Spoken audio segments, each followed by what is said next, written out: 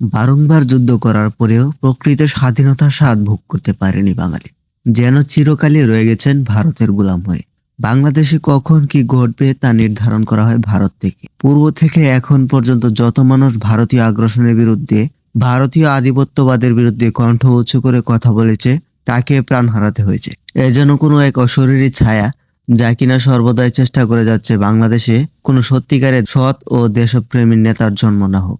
সব সময় চেষ্টা করে যাচ্ছে বাংলাদেশকে নিচু করে রাখতে, পিছিয়ে রাখতে। উসমান হাদির কথাই বলি, যে দেশে নেতৃত্ব দেওয়া নেতারাই রাস্তাঘাটে স্বাধীনভাবে চলাফেরা করতে পারে না, এটাকে কিভাবে স্বাধীন রাষ্ট্র বলা যায়? আর যাই হোক, কোন স্বাধীন রাষ্ট্রের বৈশিষ্ট্য এরকম থাকতে পারে না।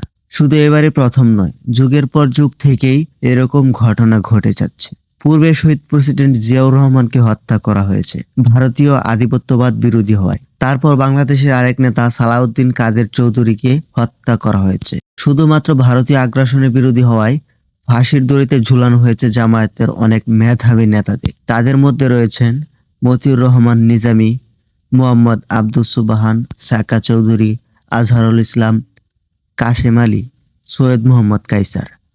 এবং অবশেষে কৌশলে কেড়ে নেওয়া হয়েছে বাংলাদেশের এক রত্ন আল্লামা দেলোয়ার হোসেন সাঈদীকে, যার একটি ডাকে নির্দ্বিধায় সাধারণ মানুষ অন্যায়ের বিরুদ্ধে রাজপথে নেমে আসতেন, যার সত্য ও ন্যায়ের কথা জালিমদের বুকে কাঁপন ধরিয়ে দিত। ভারত আগ্রাসন বিরোধী কথা বলায় প্রাণ হারাতে হয়েছে ইলিয়াস আলীকেও। এতে শেষ নয়, ভারতীয় আগ্রাসনের বিরুদ্ধে কথা বলায় বুয়েট শিক্ষার্থী আবরার ফাহাদকে পিটিয়ে হত্যা করেন নিষিদ্ধ লীগের নেতাকর্মীরা। অবশেষে আমাদের আরেক রত্ন ওসমান হাদিকেও হত্যা করা হয়েছে শুধুমাত্র ভারতীয় আধিপত্যবাদের বিরুদ্ধে আপোষহীন হওয়ায়। সর্বশেষে একটি কথাই বলতে চাই, যে দেশে ভারতীয় আগ্রাসনের বিরুদ্ধে মত প্রকাশের স্বাধীনতা নাই, রাস্তায় নির্ভয়ে বের হওয়ার মতো ন্যূনতম নিরাপত্তা নাই, সে দেশ আর যাই হোক কোনো স্বাধীন রাষ্ট্র হতে পারে না।